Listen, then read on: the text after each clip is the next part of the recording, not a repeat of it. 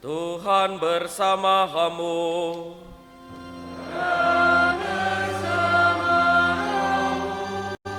Inilah Injil suci menurut Matius.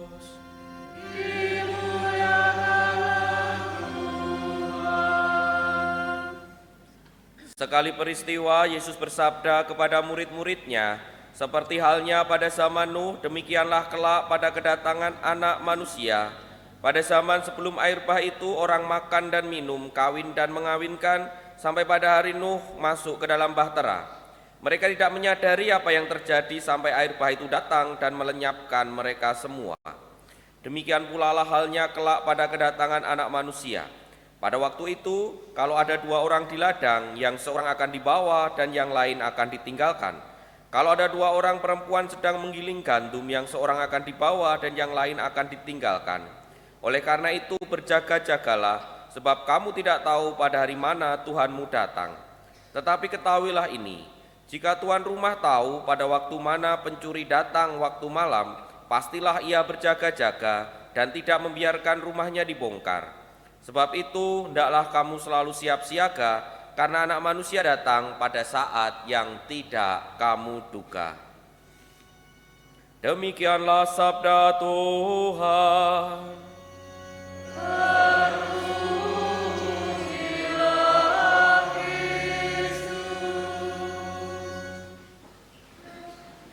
Suster, bruder, Bapak Ibu dan saudara-saudari yang terkasih dalam Tuhan, sebelum kita memasuki homili, kita akan mendengarkan penyegaran janji perkawinan.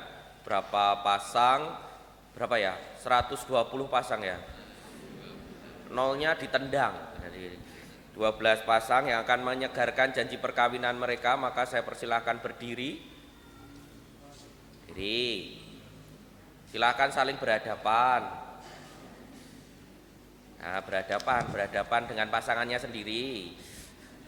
Berpegangan tangan. Ayo, enggak usah malu-malu, biasanya piye. Berhadapan itu loh, berhadapan. Nah, lalu silahkan mengucapkan janji, penyegaran janji Anda. Wah, ini sing pro diakon barang. Ayo Bu, berhadapan. Silahkan mengucapkan penyegaran janji Anda, dimulai dari suami terlebih dahulu. Monggo. Di hadapan imam dan para hadirin, saya menyerahkan janji pernikahan saya untuk tetap setia kepada istri saya dalam suka dan duka, dalam untung dan malang, dalam keadaan sehat maupun sakit, dan saya mau mencintai dan menghormatinya seumur hidup. Semoga Tuhan meneguhkan janji saya. Di hadapan iman dan para hadirin, saya menyegarkan janji pernikahan saya untuk tetap setia kepada suami saya dalam suka dan duka, dalam untung dan malang, dalam keadaan sehat maupun sakit. Dan saya mau mencintai dan menghormatinya seumur hidup. Semoga Tuhan meneguhkan janji saya. Kami sebagai orang tua juga berjanji akan berusaha sekuat tenaga menjadi bapak ibu yang baik bagi anak-anak yang dipercayakan Tuhan kepada kami. Kami akan mendampingi mereka dengan penuh cinta agar mereka berkembang menjadi manusia Kristiani yang dewasa, berguna bagi gereja dan bangsa dan negara. Semoga Tuhan meneguhkan janji saudara-saudari dan menguatkan niat-niat baik Anda sekalian. Semoga Tuhan menganugerahkan berkat melimpah dalam hidup keluarga saudara-saudari sekalian, Bapa, Putra, dan Roh Kudus. Amin. Amin.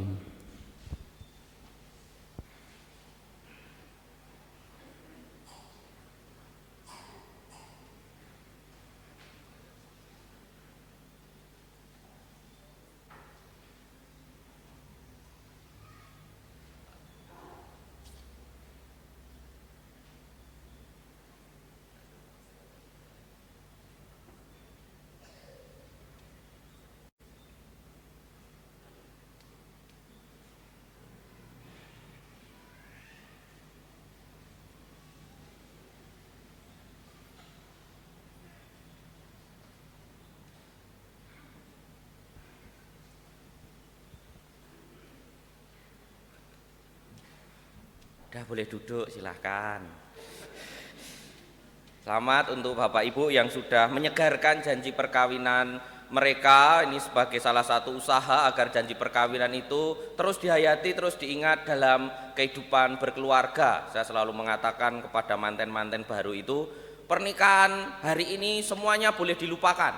Yang tidak boleh dilupakan satu, yaitu janji perkawinan yang diucapkan sendiri. Maka saya selalu usul kepada mereka yang manten anyar itu, besok kalau punya rumah, fotonya yang paling gede yang dicetak itu yang pas mengucapkan janji itu loh, bukan foto selfie gitu, tapi foto-foto yang pas ada janjinya itu. Jadi eling, ingat akan janji perkawinan itu, karena disitulah termuat tujuan perkawinan, yaitu memberi kebahagiaan pada pasangan dan memberi kebahagiaan pada anak.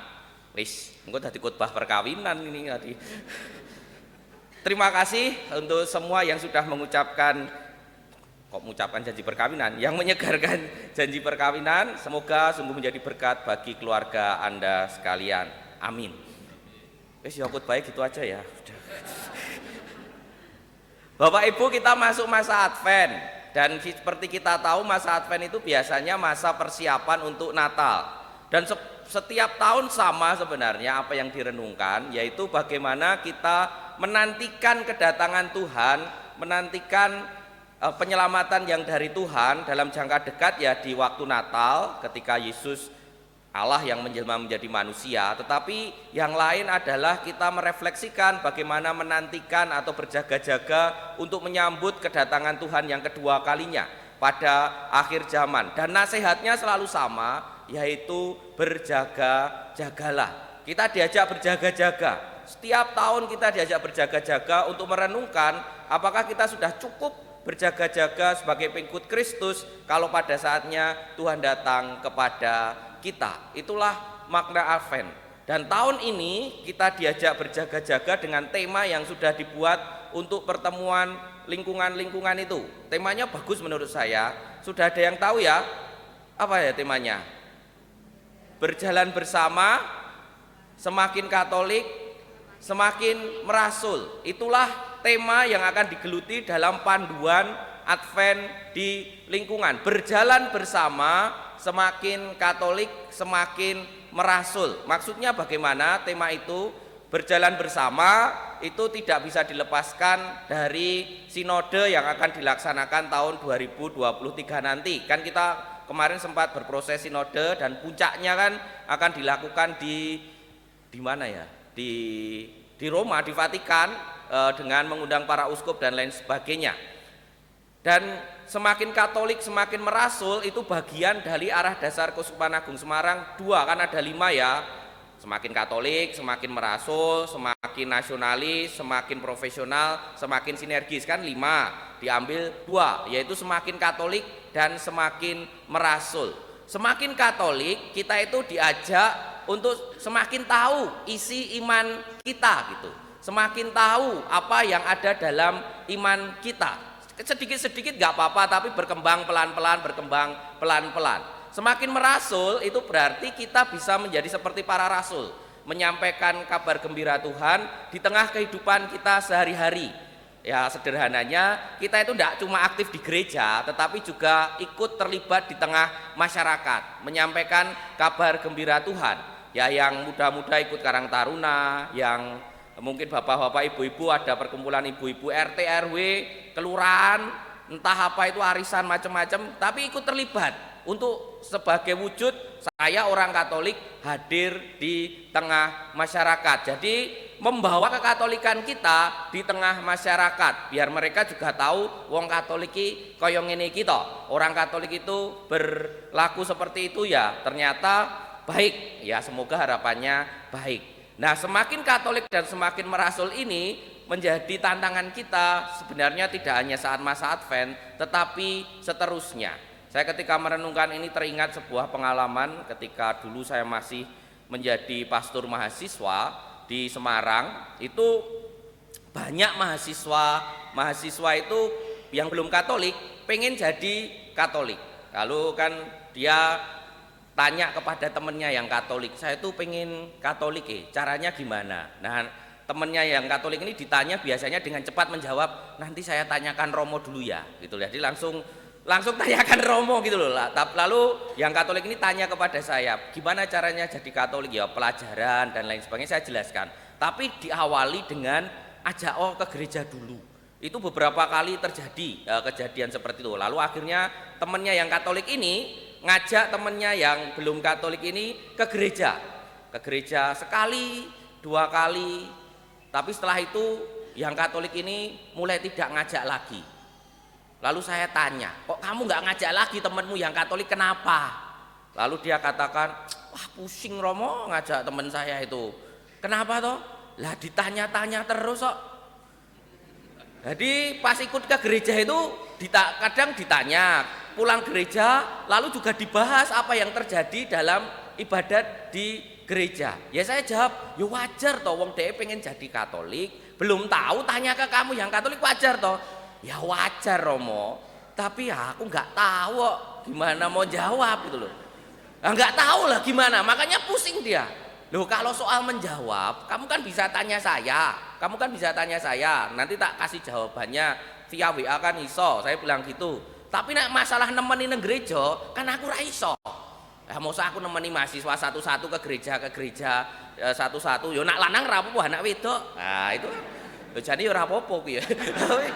Tapi kan itu yang bisa adalah teman sebayanya, teman yang bersama-sama berkuliah pada waktu itu. Ya iya Romo, tapi pusing tenan saya ditanya. Apa sih pertanyaannya? Ternyata pertanyaannya itu sebenarnya ya sederhana-sederhana. Misalnya pertanyaan yang sering terjadi, ini kejadian beberapa kali ya, tidak hanya 1 kali.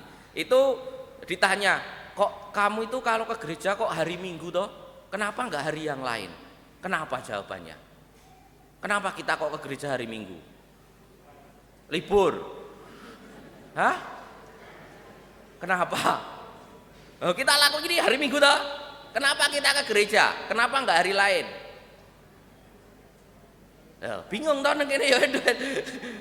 Kenapa? Ya jawabannya kan karena Yesus bangkitnya hari apa? Hari Minggu. Pada hari pertama minggu itu, hitungannya itu kalau dalam tradisi Yahudi hitungannya dari minggu. Minggu, Senin, Selasa, Rabu, Kamis, Jumat, Sabtu gitu. Itu hitungannya. Maka hari Minggu itu karena Yesus bangkitnya pada hari Minggu. Kita lalu ke gerejanya hari Minggu. Lah kamu kalau ditanya itu jawabnya apa? Persis jawabannya seperti yang saya tanyakan, yang saya katakan tadi. Hari Minggu kan libur. Jadi ya kami ke gereja. Kuali, jadi itu libur itu karena libur, karena menghargai orang-orang yang ke gereja. Itu kan pertanyaan sederhana. Dalam berlanjutnya itu juga ada kenapa masuk gereja ngambil air suci, ngambil air itu loh, lalu mau duduk jengkeng sih, kenapa? Mahasiswa ini jawab apa? Yang Katolik ini rata-rata udah biasa itu gitu jawabannya gitu tok ya, karena nggak tahu hal-hal seperti itu. Itulah yang saya sampaikan, kenapa semakin Katolik itu penting. Bukan berarti kita ingin sok tahu, tidak, tetapi kita ini diajak juga tahu isi iman kita. Ketika ada yang bertanya kemudian bisa menjelaskan meskipun hal-hal yang sederhana seperti itu. Yang paling berat memang ada pertanyaan, kok kamu itu doa di depan patung toh? Apa kamu tuh menyembah patung? Ini pertanyaannya, ini pertanyaan yang belum Katolik ini. Karena kan dia lihat kan kalau ke gereja itu ada patung Bunda Maria di Katedral Semarang, itu kan ada patung Bunda Maria. Lah yang doa itu ada yang sampai megang-megang patung gitu loh sambil menangis gitu. Mungkin dalam hatinya itu, Bunda tolong aku, ngono-ngono ya. Sambil menangis, makanya kan sambil megang-megang dan lain sebagainya. Yang tidak Katolik ini kan melihat lalu bertanya itu kok sampai kayak gitu, itu kenapa gitu. Kenapa kalau ditanya seperti itu? Apa menyembah patung? Jawabannya pasti tidak. Tapi kok sampai kayak gitu? Piye? Nah kayak gitu-gitu loh. Maksudnya semakin Katolik itu kita semakin mengerti hal-hal yang mungkin bisa menjadi pertanyaan dalam hidup kita, dalam iman kekatolikan kita, dari orang yang belum Katolik yang mungkin tertarik untuk menjadi Katolik. Lah nak kita orang Katolik, ketika ada yang mau jadi Katolik ditanya nggak tahu, awalnya dia kemudian tertarik, lama-lama nggak tertarik itu. Lah kamu aja yang Katolik nggak ngerti kok, mosok aku terus kemudian mau jadi Katolik dan seterusnya. Tentu itu sangat penting kaitannya dengan yang namanya merasul. Merasul itu kan pasti bertemu dengan orang-orang yang berbeda agama, berbeda keyakinan, berbeda iman. Kalau kita ketemu mereka kemudian ditanya dan tidak tahu jawabannya, kadangkala kita menjadi kemudian tidak pede dengan iman kita sendiri. Kadangkala kita lalu menjawab ngawur, seperti seorang teman mahasiswa itu ditanya, perjanjian lama, perjanjian baru bedanya apa? Perjanjian lama cetakan lama, perjanjian baru cetakan baru. Saking nggak taunya ya kayak gitu itu dalam pertemuan lintas agama itu kan keliru gitu loh. Tapi karena saking nggak taunya jawabnya begitu, ya wis. Yang mendengarkan oh berarti kayak soal cetakan toh sebenarnya. Jadi kan gitu. Tapi yang ngomong orang Katolik. Maka Bapak Ibu, suster bruder dan saudara-saudari yang terkasih dalam Tuhan, mari berjalan bersama untuk semakin Katolik, semakin merasul. Mari imam juga tetap membutuhkan umat seperti contoh tadi ya. Kalau soal-soal pertanyaan saya bisa menjawab, tapi soal menemani setiap hari kan tidak bisa. Yang bisa ya jelas umat. Romo menemani mungkin dalam pelajaran-pelajaran bisa, tetapi dalam hidup keseharian tentu itu umat. Maka semakin berjalan bersama, semakin Katolik, semakin merasul. Dalam masa Advent ini mari kita renungkan bersama agar kita sambil berjaga-jaga juga sambil meningkatkan keimanan kita dengan tahu isi iman kita, sekaligus menyampaikannya kepada orang-orang yang ada di sekitar kita. Semoga kita mau berupaya seperti itu. Kita hening sejenak, mohon kekuatan dari Tuhan dengan berdoa, ya Tuhan, semoga aku berjaga-jaga dengan semakin Katolik dan semakin merasul. Kita hening sejenak.